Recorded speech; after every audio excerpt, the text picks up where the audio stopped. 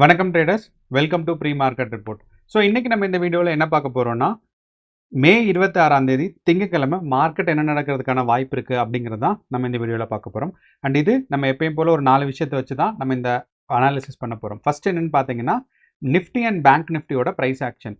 So நான் use பண்ணுறது வந்து simple moving average, and simple moving average வந்து ஒரு நல்ல டூல் தான். ஸோ அப்போ simple moving average and price ஆக்ஷனோட நாலேஜ் வச்சு மார்க்கெட் இப்போது எந்த நிலைமையில் இருக்குது, ஸோ மார்க்கெட் மேலே போகிறதுக்கு வாய்ப்பு இருக்கா இல்லையா, அண்ட் இன்றைக்கி வந்து எவ்வளோ தூரம் மேலே போகலாம் இப்படிங்கிற இன்ஃபர்மேஷன் சொல்லுவோம். ஸோ அப்போ price action Nifty and bank நிஃப்டியை நம்ம வந்து அனலைஸ் பண்ணுவோம். ரெண்டாவது பார்த்தீங்கன்னா, இன்றைக்கி கிஃப்ட் நிஃப்டியில் மார்னிங் ஓப்பன் ஆகும்போதே ஒரு கேப் அப் இருக்குது, அண்ட் இது ஒரு நல்ல கேப் அப். இதனால நமக்கு மார்க்கெட்டில் எவ்வளோ தூரம் நல்ல கேப் அப் இருக்கிறதுக்கு வாய்ப்பு இருக்குது அப்படிங்கிற இந்த விஷயத்தை டிஸ்கஸ் பண்ணுவோம். அடுத்து பார்த்தீங்கன்னா, நமக்கு வந்து ஓப்பன் இன்ட்ரெஸ்ட் டேட்டா. ஸோ இந்த ஓப்பன் இன்ட்ரெஸ்ட் டேட்டா ஏன் முக்கியம்னா, ஏற்கனவே நம்பர் ஆஃப் ஆர்டர்ஸ் போட்டு வச்சுருந்துருப்பாங்கல்ல ஆப்ஷன்ஸில், call options and put option, அதோட டேட்டா தான் இது. அப்போது எந்த ப்ரைஸ் வரைக்கும் இந்த ஓப்பன் இன்ட்ரெஸ்ட் டேட்டா இருக்கோ அது வரைக்கும் மார்க்கெட் மேலே போகிறதுக்கான வாய்ப்பு இருக்குது. அப்போது open interest data, Nifty and bank Nifty, இது எல்லாத்தையும் சேர்த்து வச்சு தான் நம்ம வந்து என்ன பண்ண போகிறோம்னா, இன்றைக்கி ஒரு கன்க்ளூஷனுக்கு வரப்போகிறோம். ஓகே, அப்போது ஃபஸ்ட்டு நம்ம இப்போ இந்த வீடியோக்குள்ளே நம்மளோட நிஃப்டியோட ப்ரைஸ் ஆக்ஷன் பார்ப்போம். ஸோ இப்போ நிஃப்டியோட ப்ரைஸ் ஆக்ஷன் பார்த்தீங்கன்னா, நம்ம ஏற்கனவே சொல்லியிருந்தோம், இந்த 24,500 அப்படின்னு சொல்கிறது ஒரு ஸ்ட்ராங்கான ஒரு ரெசிஸ்டன்ஸாக இருக்குது. ஓகே, அப்போ இந்த ஸ்ட்ராங்கான ரெசிஸ்டன்ஸ், அதாவது ரெசிஸ்டன்ஸ்னால் மேலே வர்றதுக்கு இருந்துச்சு, அதுக்கப்புறம் நமக்கு வந்து மே 12 இந்த ரெசிஸ்டன்ஸை க்ராஸ் பண்ணி மார்க்கெட் மேலே வந்துருச்சு. இந்த மேலே வந்ததுலேருந்து பார்த்தீங்கன்னா மார்க்கெட் வந்து கீழே போகலை. ஓகே, இது ஒரு நல்ல விஷயம் தான். அப்போது இந்த ரெசிஸ்டன்ஸ் வந்து ஒரு ஸ்ட்ராங்கான சப்போர்ட்டாகவும் மாறிடுச்சு. ஸோ எப்போ வந்து இது வரைக்கும் இதுக்கு மேலே இருக்கோ, 24,500க்கு மேலே இருக்கோ, அப்போ நம்ம ஆல் டைம் ஹையான 26,250, 26,270 இருக்குது. ஸோ இதுதான் ஆல் டைம் ஹை. ஸோ நான் மார்க் பண்ணியே வச்சுருக்கேன். ஸோ 26,250 பக்கம் இருக்குது. அப்போது இந்த ரீச் ஆகிறதுக்கான வாய்ப்புகள் கொஞ்சம் இருக்குன்னு அர்த்தம். ஏன்னா இந்த ரேஞ்ச் வந்து ரொம்ப ரொம்ப ஒரு பயங்கரமான ஒரு ஸ்ட்ராங்கான ஒரு ரெசிஸ்டன்ஸாக இருந்துச்சு. ஓகே, அப்போது இந்த ரேஞ்ச் கிராஸ் ஆனதுக்கப்புறம் நம்ம ப்ரைஸ் ஆக்ஷன் பார்க்கும்போது பார்த்தீங்கன்னா, நமக்கு வந்து ஒரு 2-3 ஸ்ட்ராங்கான ஒரு ரெசிஸ்டன்ஸ் தெரியுது. ஃபஸ்ட்டு வந்து பார்த்தீங்கன்னா இந்த இடத்துல இருக்கிற ரெசிஸ்டன்ஸ். ஸோ ஒன்று வந்து இந்த இடத்துல, ரெண்டாவது பார்த்தீங்க அப்படின்னா ரெண்டாவது பார்த்தீங்கன்னா நமக்கு இந்த இடத்துல.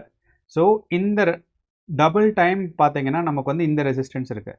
ஸோ ஃபஸ்ட்டு இங்கே மேலே 25,000ம், அடுத்து கீழே பார்த்தீங்கன்னா 24,900ன்னு வச்சுக்கலாம் நம்ம ஆவரேஜாக.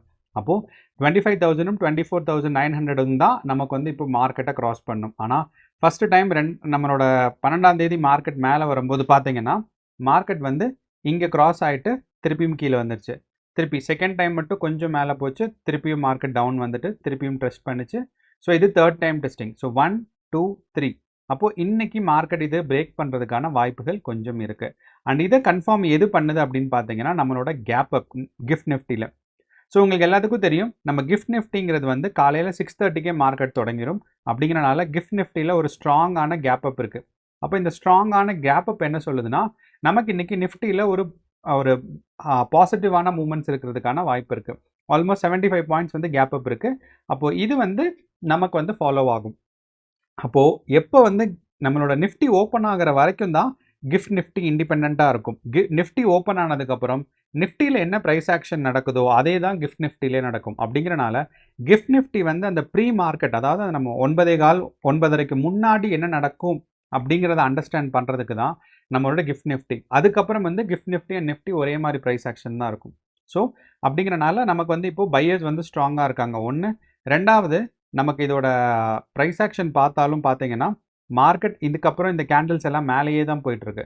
ஸோ அப்போ இன்றைக்கி வந்து மார்க்கெட் ஒரு பாசிட்டிவான மூமெண்ட்ஸ் இருக்கிறதுக்கு சான்சஸ் இருக்குது. ஸோ அப்போது இன்றைக்கி அவுட் ஆஃப் த மணி வந்து சான்சஸ் இருக்குது. பட் இருந்தாலும் நீங்கள் அதோட டெல்டா வேல்யூஸ்லாம் பார்த்துட்டு அவுட் ஆஃப் த மணி வாங்குறது தான் நல்லது. Call option out of the money.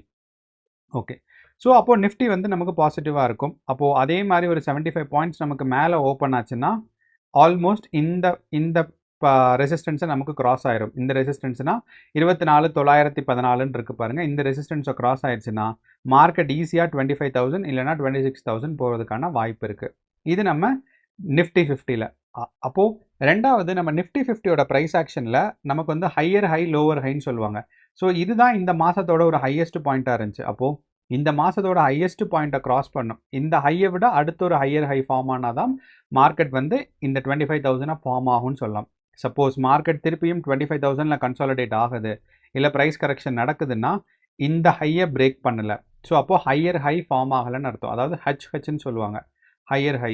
So இந்த ஹையர் ஹை ஃபார்ம் ஆகலைன்னா மார்க்கெட் வந்து இந்த இடத்துல திருப்பியும் கன்சாலிடேட் ஆக போகுதுன்னு அர்த்தம். ஒன்று.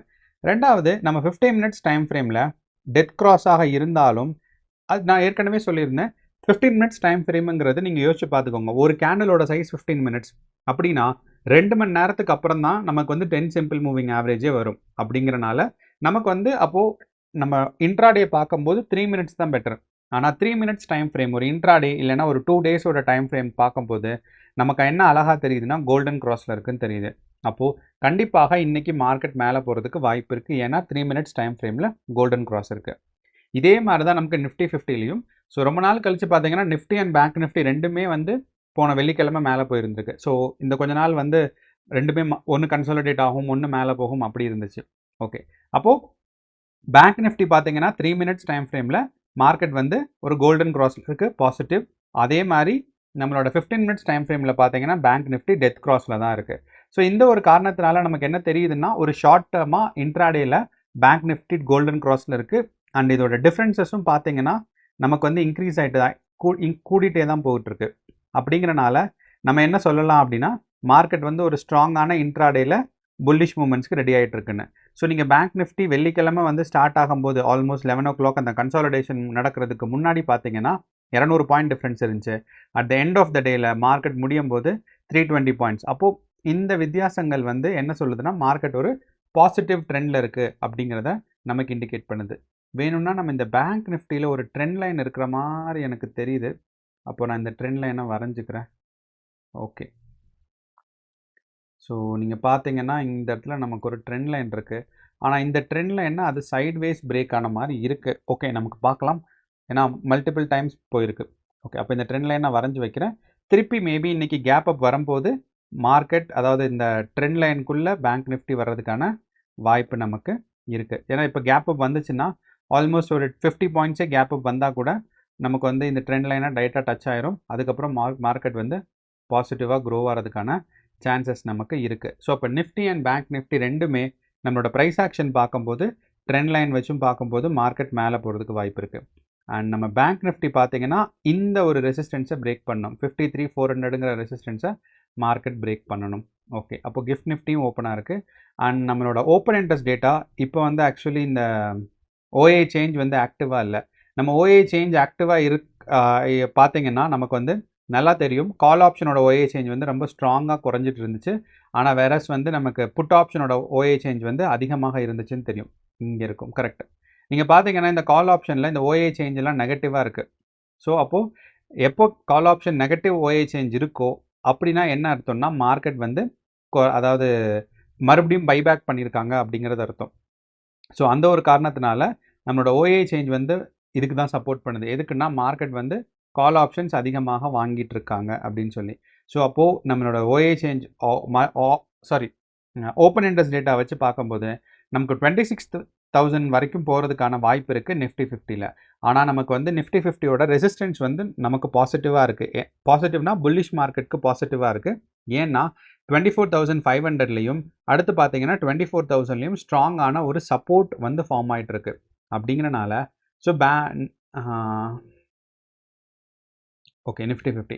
ஸோ இப்போது 24,500ல் ஸ்ட்ராங்கான ஒரு சப்போர்ட் ஃபார்ம் ஆகிட்டு இருக்கு. அதை விட்டால் 24,000. ஸோ அந்த ஒரு காரணத்தினால மார்க்கெட் இந்த 25,000 கீழே கிராஸ் ஆகிறதுக்கு கஷ்டம். இதுவும் நமக்கு கன்ஃபார்ம் பண்ணுது, ஏன்னா ஸ்ட்ராங்கான ஒரு சப்போர்ட். ப்ளஸ் வந்து ஓஏ சேஞ்ச் இப்போ எனக்கு தெரியலை, பட் நான் நேற்றோட வீடியோவில் போட்டிருந்தேன், ஞாபகம் இருக்குது எனக்கு. என்னென்னா கால் ஆப்ஷனோட ஓஏ சேஞ்செல்லாம் நல்லா குறைஞ்சிருந்துச்சு. ஸோ அந்த ஒரு காரணத்தினால இன்றைக்கி மார்க்கெட் பாசிட்டிவாக இருக்கிறதுக்கான வாய்ப்பும் இருக்குது. அண்ட் இந்த டேட்டாவை சப்போர்ட் பண்ணுறது பிசிஆர், ஏன்னா பிசிஆர் வந்து 0.8 இருக்குது நிஃப்டி 50ல். அதே மாதிரி நம்ம வந்து பேங்க் நிஃப்டியில் பார்க்கும்போதுமே பார்த்தீங்கன்னா நமக்கு ஸ்ட்ராங்கான ரெசிஸ்டன்ஸ் வந்து டெவலப் ஆகலை, ஆனால் ஸ்ட்ராங்கான சப்போர்ட் டெவலப் ஆகிருக்கு. அப்படின்னா மார்க்கெட் இங்கேருந்து அடுத்த மணிலேருந்து கீழே போகிறதுக்கான வாய்ப்பு நமக்கு வந்து குறைஞ்சிருக்குன்னு அர்த்தம். அப்போ 55,500ல் புட் ஆப்ஷன் ரொம்ப ஸ்ட்ராங்காக இருக்கனால இந்த தாண்டி மார்க்கெட் கீழே போகாது. அப்போது நம்ம பேங்க் நிஃப்டி இப்படி பார்த்தோம் அப்படின்னா 55,000 கரெக்ட், 55,500 கரெக்ட். அப்போது 55,500னா நமக்கு வந்து ஓகே தப்பாக இருக்கே என்னமோ 50 ஓகே 55,000 தான், தப்பாக பார்த்துட்டேன். கரெக்ட். ஸோ அப்போ 55,000ங்கும் போது மார்க்கெட்டில் இந்த இடத்துல ஒரு ஸ்ட்ராங்கான ஒரு ரெசிஸ்டன்ஸ் ஃபார்ம் ஆயிருக்கு, சாரி சப்போர்ட் ஃபார்ம் ஆயிருக்கு. அப்போது இங்கேருந்து டவுன்ஃபால் ஆனாலுமே இந்த டவுன்ஃபால் இவ்வளோ வரைக்கும் தான் ஆகும், அதுக்கப்புறம் கண்டிப்பாக ஒரு பவுன்ஸ் பேக் இருக்கும். ஆனால் இன்றைக்கி நம்ம கிஃப்ட் நிஃப்டி வந்து கேப் அப்புங்கிறனால நம்ம பேங்க் நிஃப்டிலையும் ஒரு சின்னதாக கேப் அப் வந்துச்சுன்னா வேறு ஒரு ட்ரெண்ட் லைனுக்கு நம்ம ஷிஃப்ட் ஆயிரும். ஆனால் அதே மாதிரி தான் நமக்கு வந்து பேங்க் நிஃப்டிலையும் ஓஏ சேஞ்ச் பார்த்தோம் அப்படின்னு பார்த்தீங்கன்னா, நமக்கு வந்து பேங்க் நிஃப்டியோட ஓஏ சேஞ்சும் பார்த்தீங்கன்னா உங்களுக்கு கால் ஆப்ஷன்ஸ் நிறையா நெகட்டிவ் இருக்குது, ஆனால் புட் ஆப்ஷன்ஸ் எல்லாமே பாசிட்டிவாக இருக்குது. ஸோ எப்போ வந்து ஓஏ சேஞ்சோட கால் ஆப்ஷன்ஸ் நெகட்டிவாக இருக்கோ அந்த ஒரு அப்போ நமக்கு என்ன அண்டர்ஸ்டாண்ட் ஆகும்னா கால் ஆப்ஷன்ஸை பைபேக் பண்ணுறாங்க, அந்த ஒரு காரணத்தினால கால் ஆப்ஷன்ஸ் மார்க்கெட்டில் மேலே போகும்னு அர்த்தம். ஸோ வேணும்னா இதை நம்ம பார்த்தாவே தெரியும். ஸோ நெகட்டிவாக இருக்குன்னா so big decrease shows bearish moment. So நமக்கு வந்து நிறையா டிக்ரீஸ் ஆகிருந்திருக்கு. ஸோ அந்த ஒரு காரணத்தினால நமக்கு வந்து மார்க்கெட் இந்த இடத்துல நெகட்டிவ் பார்த்தீங்கன்னா தெரியும். So a big decrease shows bearish market. So negative ஆக்சிஸில் மார்க்கெட் வந்து கீழே நிறையா கால் ஆப்ஷன்ஸ் திறந்து போயிருக்கு அப்படின்னா நமக்கு வந்து கண்டிப்பாக சாரி நெகட்டிவ் பாசிட்டிவில் தான் நமக்கு வந்து கால் ஆப்ஷன்ஸ் இருக்குது. ஓகே, தப்பாக எதுவும் வந்துருச்சு.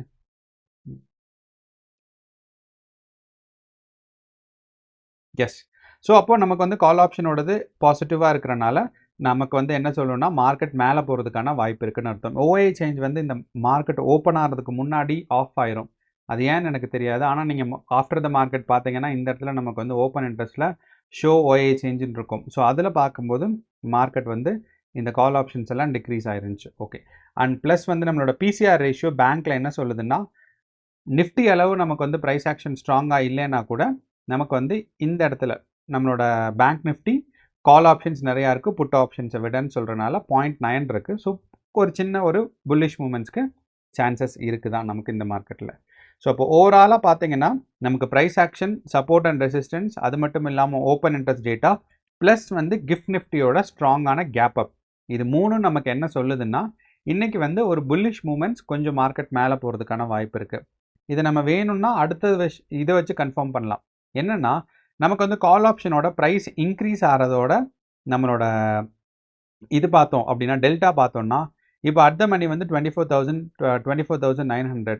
ஆனால் அதுக்கப்புறம் இருக்க மேலே போகிற அமௌண்ட் 25,000க்கு பார்த்தீங்கன்னா 0.4 இருக்குது. ஸோ ஓரளவு ஒரு நல்ல டெல்டா தான். ஸோ அப்படிங்கிறனால மார்க்கெட் 25,000 ரீச் ஆகிறதுக்கான சான்சஸ் இருக்குது. ஆனால் அதே மாதிரி நம்மளோட பேங்க் நிஃப்டிலையும் நம்ம இங்கேருந்து கொஞ்சம் பார்த்தோம்னா ஆல்மோஸ்ட் 0.4லாம் இருக்குது. அப்போது பேங்க் நிஃப்டியும் ஒரு 55,800 வரைக்கும் போகிறதுக்கான சான்சஸ் இருக்குது. அண்ட் நிஃப்டியும் ஆல்மோஸ்ட் லைக் நமக்கு வந்து ஒரு 25,000 போகிறதுக்கான வாய்ப்புகள் நமக்கு நிஃப்டிலையும் இருக்குது. ஸோ இதுதான் நமக்கு இன்னையோட அனாலிசிஸ். உங்களுக்கு வேறு ஏதாவது சந்தேகம் இருந்துச்சுன்னா கமெண்ட்ஸில் போடுங்க. நன்றி, வணக்கம். அண்ட் இன்னையோட ட்ரேடிங் செஷனுக்கு ஆல் தி பெஸ்ட். கேர்ஃபுல்லாக ட்ரேட் பண்ணுங்கள். All the best.